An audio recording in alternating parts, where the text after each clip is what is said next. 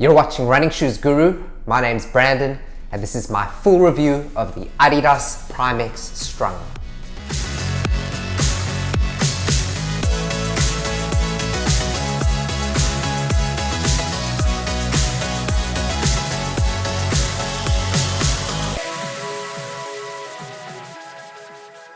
This is the original Prime X, which was launched last year. And when it came out, it was the tallest running shoe you could buy, with a massive 50 millimeters of stack height in the heel. This shoe made headlines because it's illegal to race official World Athletics events in it, for two reasons. Its stack height is taller than 40 millimeters, and it has these extra 3 carbon blades in the forefoot, in addition to EnergyRods. And when I reviewed this shoe, I had never felt anything with such an aggressive rocker. I had never felt a super shoe that was so cushioned, efficient, and also unstable. And I concluded that this shoe does in fact give you an unfair advantage over regular super shoes.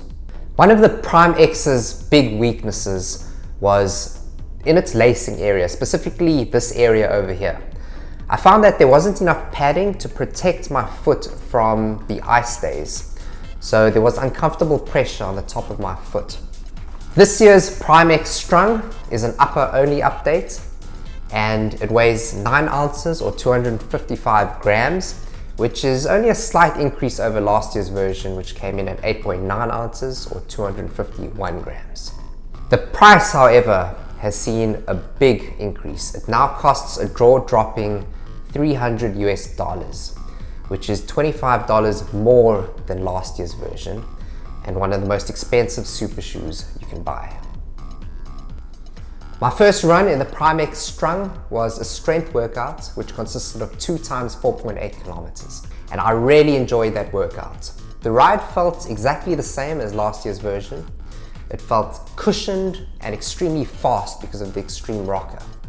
However, it still felt unstable at slow paces during the warm-up.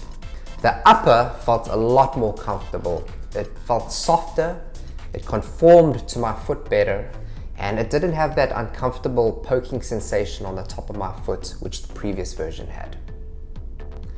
The two factors which make this shoe illegal for World Athletics races are the two factors which make it such a unique and fun shoe to use. Its 50 millimeter stack height in the heel provides unmatched cushioning, and these 3 carbon blades in the forefoot make the forefoot extra stiff so that the rocker can function even more effectively. I wouldn't recommend this shoe to you if you need stability and if you haven't run in a super shoe before, because this shoe has got a really narrow midfoot and rear foot, so stability could be an issue. But this shoe is for runners who don't need stability and runners who are already used to super shoes and they want extra cushioning and extra efficiency. I've been using my Prime X for intervals, tempo runs, and faster long runs. So it's a fairly versatile running shoe, but you need to be running faster than 5 minutes per kilometer, or else it just feels too unstable. It shines most when you're up on your toes and you're engaging the forefoot rocker. That's when it feels most efficient and energy saving. The midsole is made of pure Light Strike Pro, so there's no shortage of cushioning depth. And I found Light Strike Pro to be the most balanced of all the super foams. It's not overly squishy like New Balance's Fuel Cell, and it's also not brittle like Nike's Zoom X. So you get an incredibly bouncy, energetic super foam with excellent durability. The Prime X STRUNG doesn't feel as propulsive as some of the other super shoes which have aggressive carbon plated setups. But this shoe feels fast because it's so efficient and it's so energy saving. I'd describe this shoe as smooth and effortless and not punchy. The Prime X has an outsole which is more durable than the average carbon plated racer. The Continental rubber is really thick, and this exposed midsole foam is also really durable. It doesn't chip or scuff very easily. Grip is also amazing because this rubber is ribbed, so it feels really tacky. I was a little bit skeptical of this experimental strung upper, but after testing it, I can confidently say that it has improved the Prime X. And I prefer it to the original version's Celomesh upper, which felt very plasticky. The strung upper consists of these partially recycled threads, which have been individually placed and concentrated in areas which need more structure and support. You can see that there are these tiny holes between the threads, but breathability is still not as good as the original version. The flat tongue is attached on both sides, so there's no tongue slide.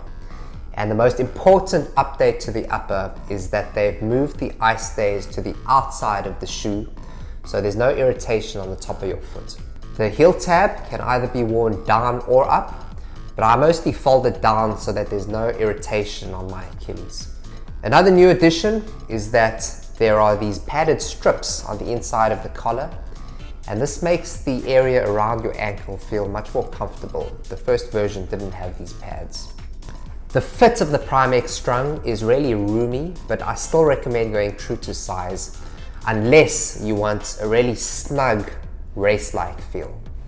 But at true to size, the forefoot and the toe box are really spacious, and it feels more like a training shoe than a racing shoe because it's so spacious.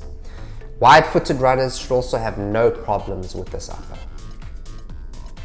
The Prime X Strung is an improvement over last year's version.